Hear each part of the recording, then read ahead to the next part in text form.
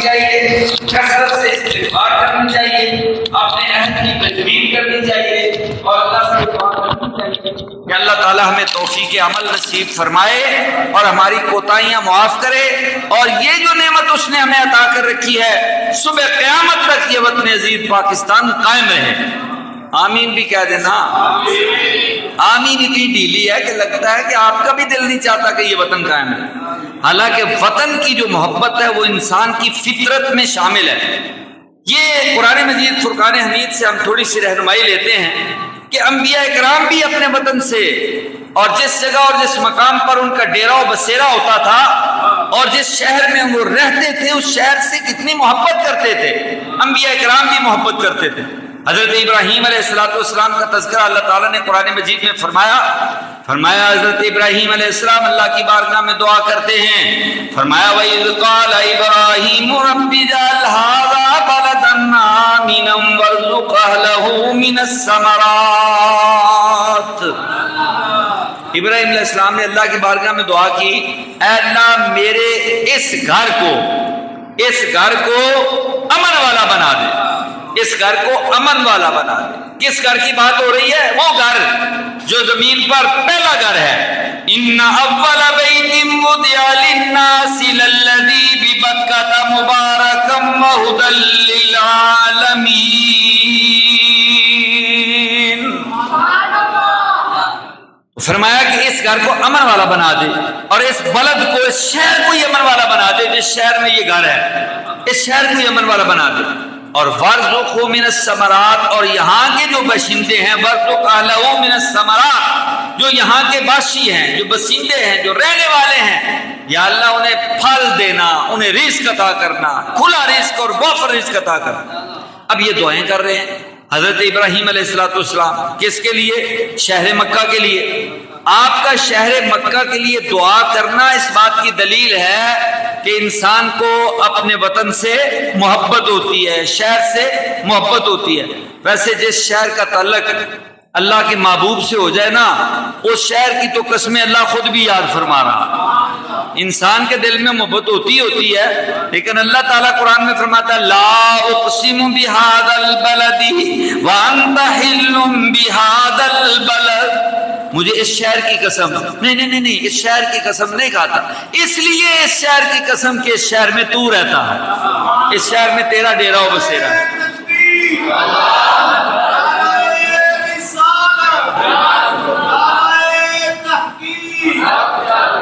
تو ابراہیم علیہ السلام عرض کرتے ہیں یا اللہ اس شہر کے باشندوں کو وافر رزق عطا کرنا، اور کن کو؟ من آمن باللہ والیوم الآخر، جو اللہ پر اور آخرت کے دن پر ایمان لائیں۔ اور پھر فرمایا قال ومن کفر، فرمایا جو کفر کرے، نہ ایمان لائے، اس کا کیا کرنا ہے؟ اس کو بھوکا مار دینا۔ فرمایا فَأُمَتِّعُهُ قَلِيلًا، چلو اس کو بھی تھوڑا سا دے دینا، اس کو بھی تھوڑا سا دے دینا۔ اب یہ قلیلاً کی جو ٹرم استعمال ہوتی ہے نا، وہ ٹرم ہے دنیا کے لیے، یعنی دنیا کا مال اس کو بھی دے دینا۔ تو اب دنیا کا مال اپنے اور بیگانے سب کو مل رہا ہے، حضرت ابراہیم علیہ السلام کی دعا کا ثمر ہے۔ اب آئیے ہم اپنے پیارے آقا جناب محمد الرسول اللہ صلی اللہ علیہ وسلم کی مکہ سے محبت، اس کی بات کرتے ہیں۔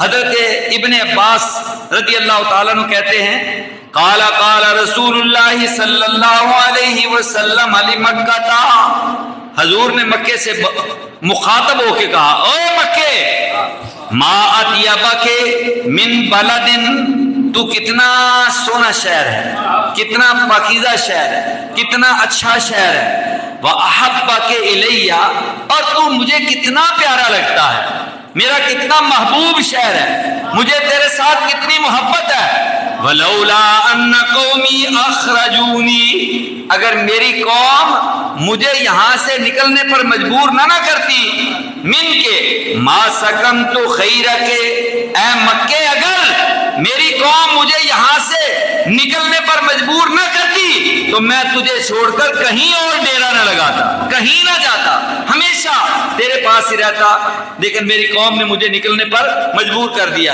یہ حضرت محمد الرسول اللہ اپنے شہر مکہ مکرمہ سے اظہار محبت کر رہے ہیں۔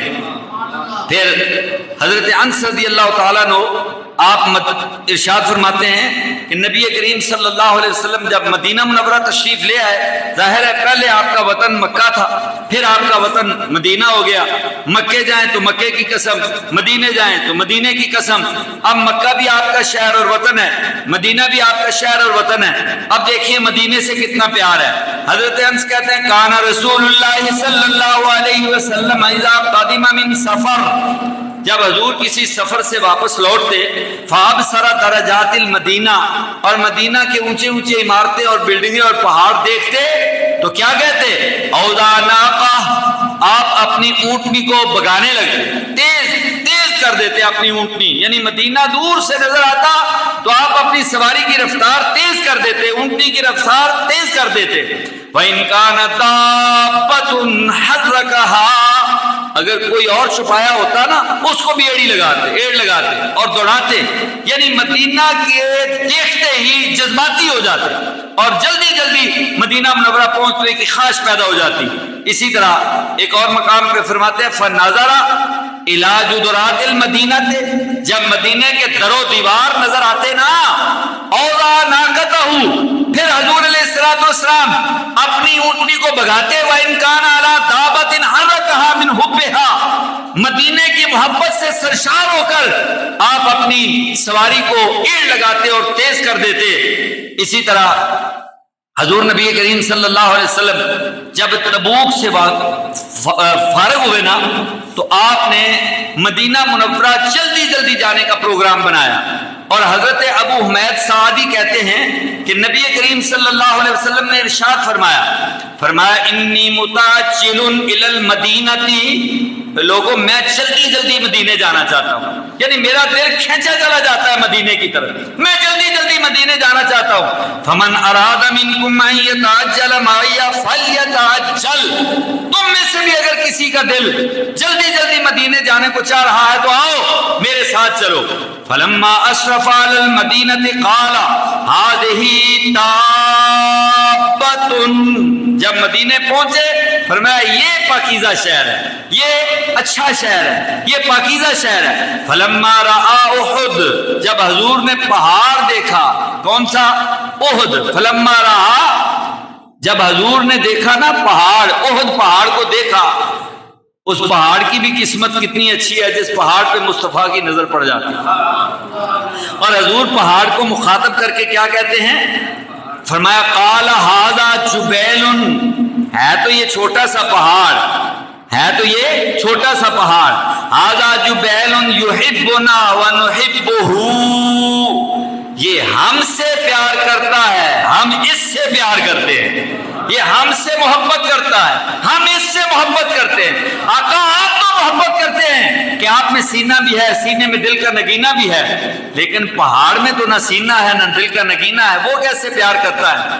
تو آقا دو جہاں پتہ چلا کہ آقا کی ذات گرامی وہ ذات گرامی ہے کہ آپ سے نہ صرف انسان محبت کرتے ہیں بلکہ نباتات بھی محبت کرتے ہیں، جمادات بھی محبت کرتے ہیں، بلکہ کل کائنات اور اللہ کی ساری مخلوق محمد مصطفیٰ سے پیار کرتی ہے اور محبت کرتی ہے۔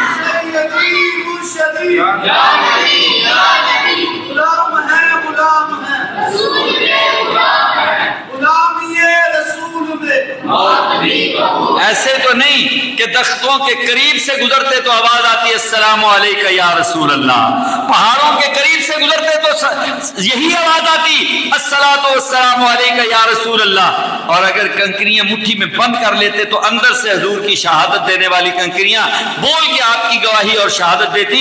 کیوں؟ اس لیے کہ پتھر بھی پہچانتے ہیں کہ یہ آمنہ کے لال اللہ کے آخری رسول ہیں۔ حضور نبی کریم رؤوف الرحیم صلی اللہ علیہ وسلم نے فرمایا اے پہاڑ احد، یہ چھوٹا سا پہاڑ ہے، یہ ہم سے پیار کرتا ہے، ہم اس سے پیار کرتے ہیں۔ جب ہجرت کر کے صحابہ کرام رضوان اللہ تعالی علیہم اجمعین یہ مدینہ منورہ چلے گئے نا تو اب مدینے میں جا کے ان کو مکے کی یاد آتی تھی اور صحابہ کو بخار ہو گیا حضرت ابو بکر کو بخار ہو گیا، حضرت بلال حبشی کو بخار ہو گیا، اور یہ اشعار پڑھتے تھے جن اشعار کے اندر مکہ مکرمہ کی محبت جو ہے وہ بار بار اس کا اظہار ہوتا تھا۔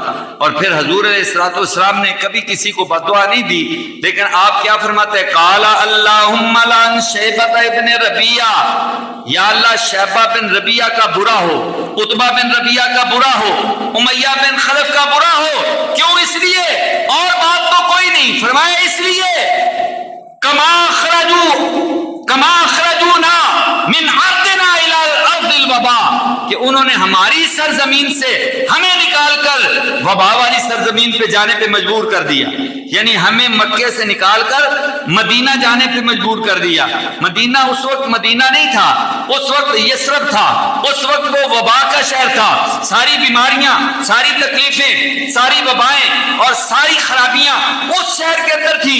حضور نے فرمایا کہ ان لوگوں کا برا ہو، ان لوگوں نے ہمیں مکہ چھوڑ کر، اپنا شہر اور اپنی سرزمین چھوڑ کر مدینہ منورہ نہیں یثرب وبا کے شہر میں جانے پر مجبور کر دیا۔ تو پتہ یہ چلا کہ اللہ کے محبوب جناب محمد الرسول اللہ صلی اللہ علیہ وسلم کو بھی اپنے شہر مکہ سے والہانہ محبت تھی، اور اسی محبت کا اظہار کرتے ہوئے حضور علیہ السلام نے پھر اللہ سے دعا کی، اللہ کے بارگاہ میں عرض کی، اللہم حبب الینا المدینہ، یا اللہ تو نے ہمارے دل میں مکے کی محبت ڈالی تھی، لیکن اب ہم دعا کرتے ہیں کہ وہ شہر چھوڑ کے ہمیں آنا پڑا مدینے۔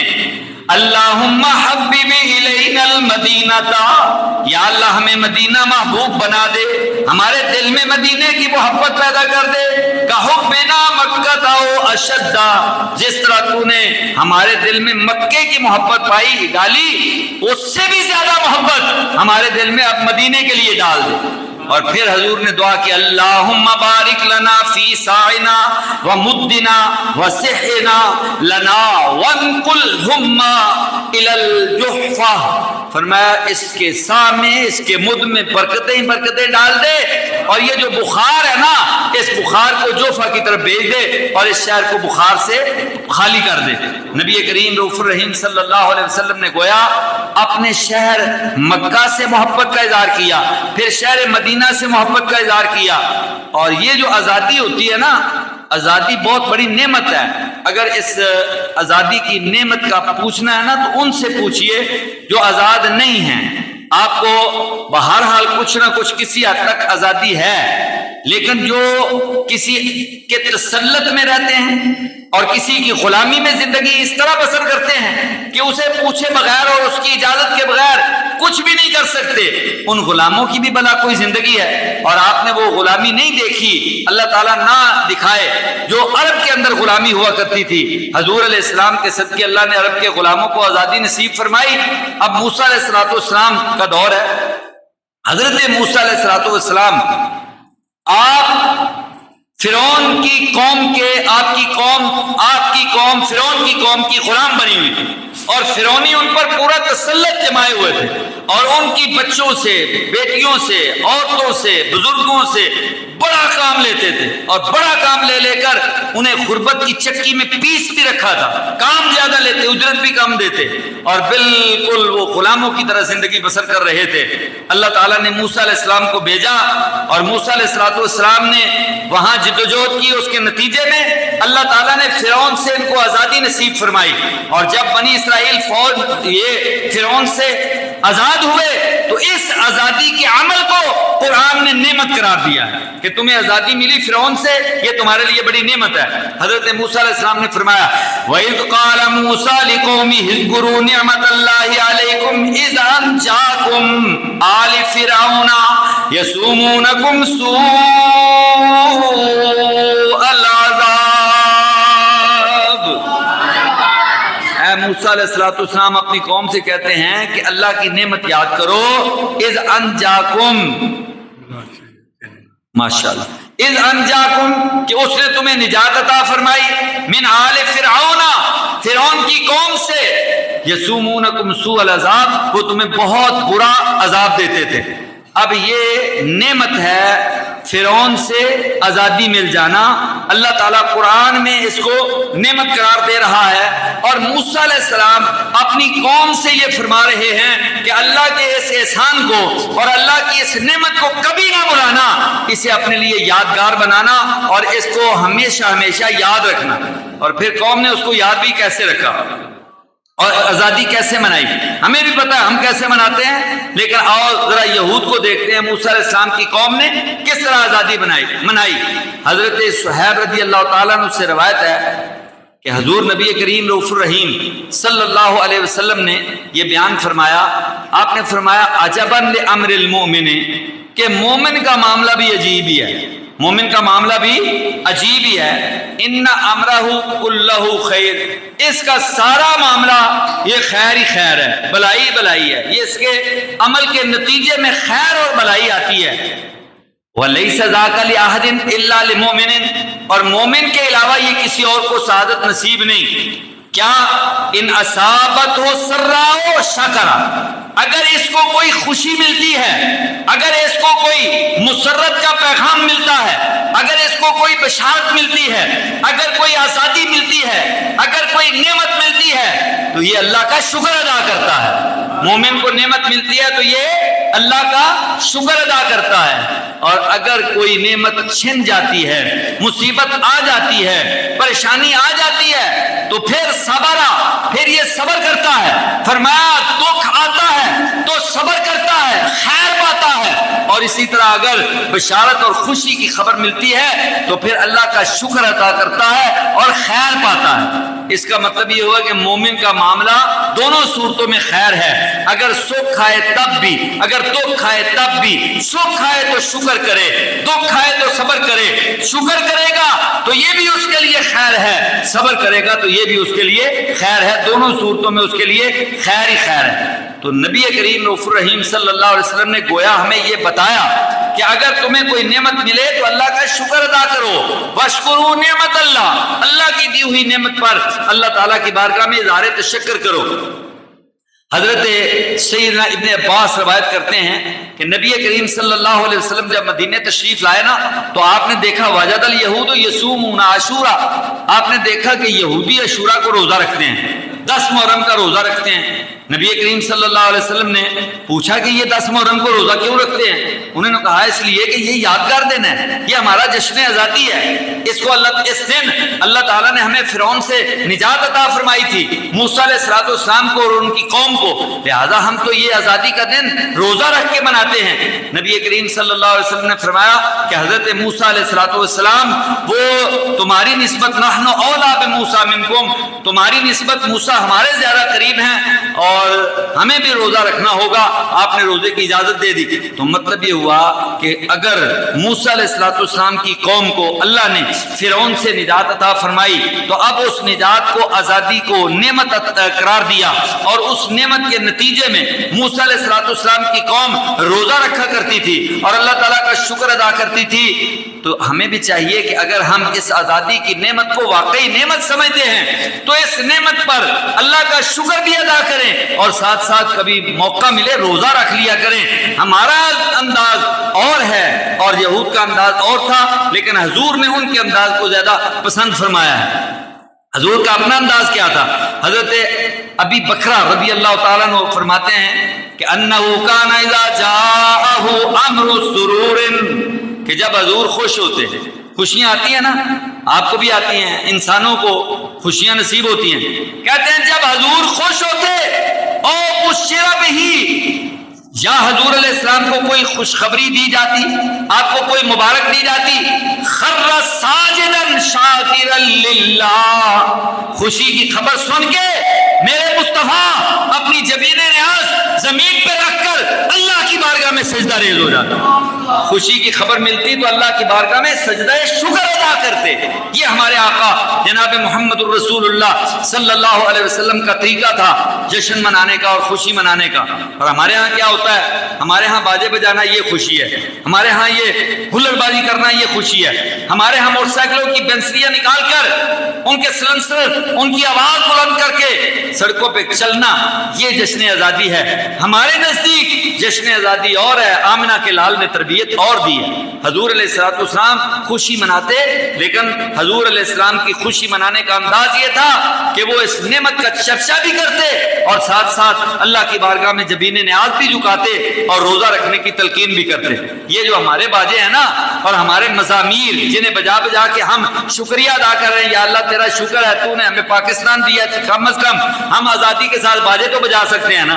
یہ جو خوشی ہے نا، حضور علیہ الصلوۃ والسلام کی حدیث سنیے، حضور فرماتے ہیں صوتان ملعونان، دو آوازیں، صوتان ملعونان، دو آوازیں ملعون ہیں جن پر اللہ کی لعنت برستی ہے۔ یہ دو آوازیں کون کون سی ہیں؟ صوت مزمار عند نعمت، اگر کوئی خوشی ملے، اگر کوئی شادی ہو، اگر کوئی خوشی کا موقع آ جائے، چاہے وہ جشن آزادی ہو، چاہے وہ میلاد النبی ہو، چاہے کوئی اور خوشی کا موقع ہو، فرمایا مزمار، یہ موسیقی کے آلات، یہ باجے اور موسیقی کے جملہ آلات کے لیے مزمار کا لفظ استعمال ہوتا ہے۔ موسیقی کے جتنے آلات ہیں، ادھر ان آلات کی آواز آسمان کی طرف سے بلند ہوتی ہے اور اوپر سے اللہ تعالیٰ کی لعنتیں برستی ہیں۔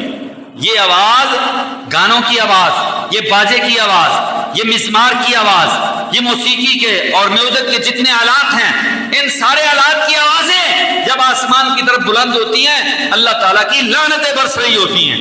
اور دوسرا فرمایا وَصَوْتُ وَيْلٍ عِنْدَ مُصِیبَةٍ، اور مصیبت کے وقت اگر کوئی نوحہ کرتا ہے، مصیبت کے وقت اگر کوئی بینڈ ڈالتا ہے، اور مصیبت کے وقت اگر اس مصیبت کا چرچا کر کے بار بار بے صبری کا اظہار کرتا ہے، تو یہ آواز بھی اللہ تعالیٰ کو پسند نہیں۔ اور اس آواز کے بارے میں فرمایا کہ یہ بھی ملعون آواز ہے۔ دو آوازیں ملعون ہیں جن پر اللہ کی لعنتیں برستی ہیں، ایک گانے باجے کی آواز اور ایک بینڈ کی آواز۔ ہمیں غور کرنا چاہیے کیا خوشی کے موقع پر فرمایا عند نعمت، خوشی کے موقع پر باجے بجانا یہ ہماری امت کے لیے ہے، اور کیا